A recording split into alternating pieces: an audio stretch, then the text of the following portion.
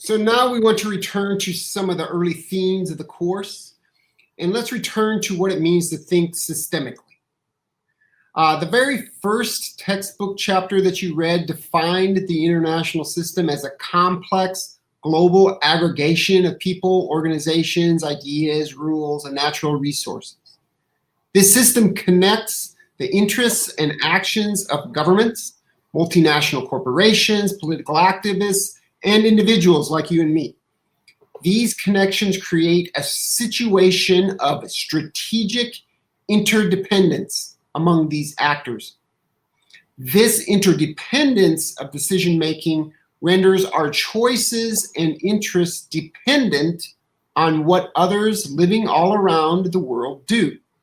This means that decisions made by the Chinese government, the Russian government, the Saudi Arabian government, and the US government all have the potential to trickle back down to us and shape what we do on a daily basis. Now, in the context of the current crisis, we can see how important connections enabled by the larger structure of the global economy helped transmit the virus all over the world. Again, we know that the virus originated in China. It moved outward from there through international trade and travel.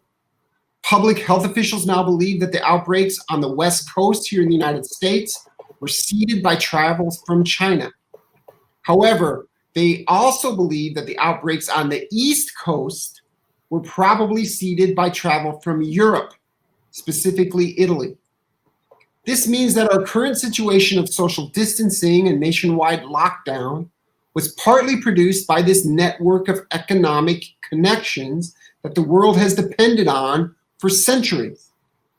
Imagine for a second if the global economy was autarkic or separated into distinct regions that did not trade with each other.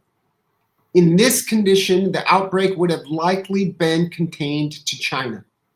Obviously, though, we don't live in that hypothetical world because of the economic costs that it would impose on us.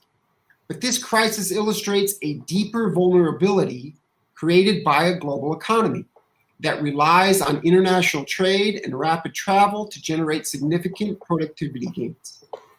Now, we can also see the strategic interdependence of important decisions made by governments during this crisis.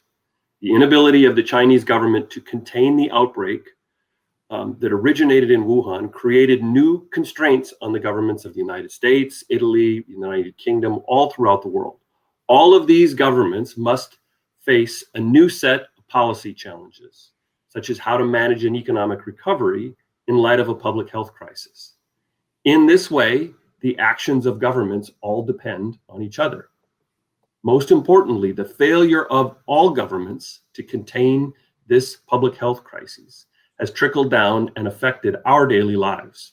We cannot congregate in public spaces anymore. All of us are going to face the economic challenges associated with a massive jump in unemployment levels all over the world. This will generate new competitive pressures for jobs and potentially push wage levels down in the United States. It's become much more difficult to educate our youth. We're all going to face, at some point, the economic costs of this massive downturn, either in the form of higher taxes or inflation in the future. And all societies are also going to have to grapple with a significant increase in a series of new mental health challenges triggered by extensive social isolation associated with this crisis. This will be a tall order, though. We set this context up to reinforce the importance of trying to understand how this broader global context is constraining our daily lives and constraining our collective futures.